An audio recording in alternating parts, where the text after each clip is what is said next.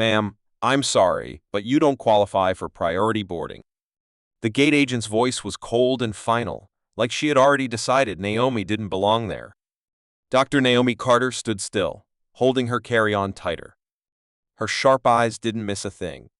She noticed how every first-class passenger, mostly white and mostly male, was allowed to walk past with a smile. No one questioned them. But her? Just one look, and they decided she wasn't worthy. Naomi raised an eyebrow, not surprised but still annoyed. She pulled out her ticket first class, fully paid, but the gate agent didn't even glance at it. She had already turned her back. Naomi could feel it building inside her, a quiet storm. Not today, she thought. A slow smirk crept across her face. This wasn't over. What the gate agent didn't know was that Naomi Carter wasn't just another traveler. And in about 30 minutes, she'd find that out the hard way. About 30 minutes later, everything changed. The same gate agent who had turned Naomi away earlier now stood frozen, eyes wide, mouth slightly open. Naomi didn't walk up as a passenger this time. She stepped onto the jet bridge with a shiny FAA badge pinned proudly on her jacket. The air in the room shifted. The pilot's face turned pale. An airline manager rushed over, face dripping with sweat. Naomi didn't raise her voice. She didn't need to. She simply flipped open a black inspection clipboard and looked straight at them. "You didn't think to check who you were denying, did you?" she said quietly. The words hit harder than a shout. Now, everyone was scrambling. But Naomi stayed calm, focused. She wasn't there to argue. She was there to do her job. And today, that job had just become very, very serious. Dr. Naomi Carter wasn't just some regular passenger with a first-class ticket. She was one of the top safety inspectors at the FAA, the Federal Aviation Administration. Her job was to make sure airlines followed every rule, every law, every safety check. For years, she had traveled across the country, inspecting planes, reviewing crews, and holding airlines accountable. She was sharp, fair, and known for never backing down when something felt wrong. Today was supposed to be simple, just a flight home after a long work trip.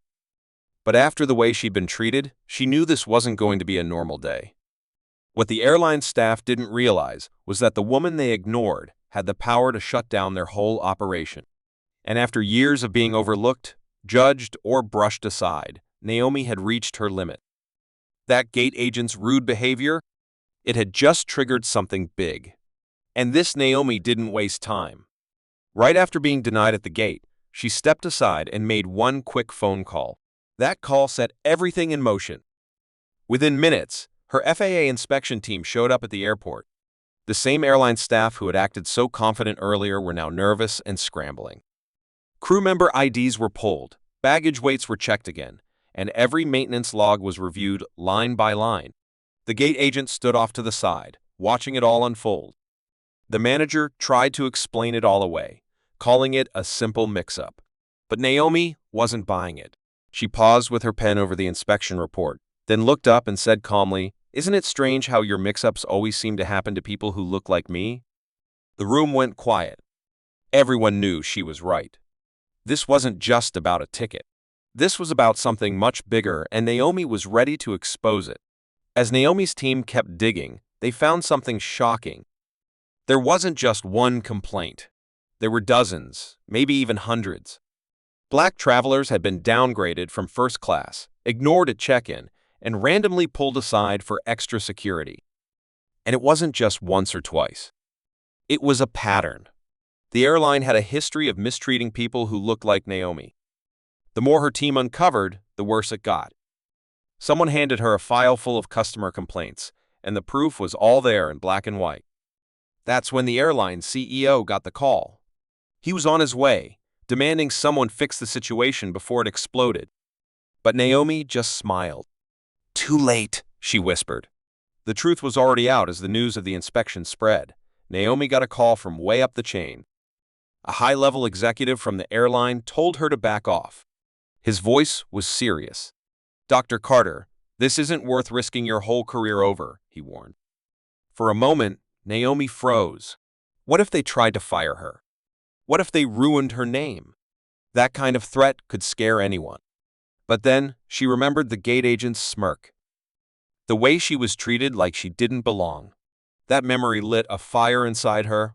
No, she wasn't going to stay quiet this time. Naomi opened her laptop, connected to the plane's Wi-Fi, and did something bold.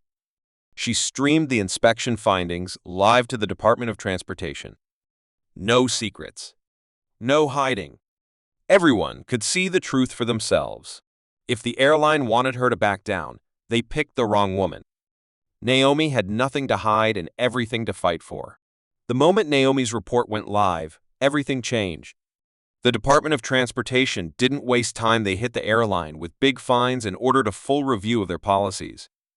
Suddenly, the people who had ignored the problem were scrambling. Rules were rewritten, and the gate agent who denied Naomi, she was sent back to training. The airline's CEO made a public apology, but Naomi wasn't impressed. She looked him in the eye and said, "Priority boarding isn't a favor, it's a rule. Maybe next time, follow all of them." Her calm voice hit harder than any shout. This wasn't just about her anymore. Naomi had spoken up for every person who had ever been pushed aside, ignored, or treated unfairly. She didn't need revenge. She wanted change, and now it was finally happening. Policies were changing across the industry, and people were starting to pay attention. Naomi had done more than just board a plane. She'd shaken the entire system. Weeks after the inspection, Naomi saw real change. The airline was forced to put new rules in place. Complaints about unfair treatment dropped, and the company hired diversity trainers to make sure nothing like this happened again. More airlines followed suit, putting stricter policies in place. Naomi's actions had started a movement, and people were finally being held accountable. When she boarded a plane again, the gate agent gave her a warm smile and said, "Welcome aboard, Dr. Carter. Your seat's ready."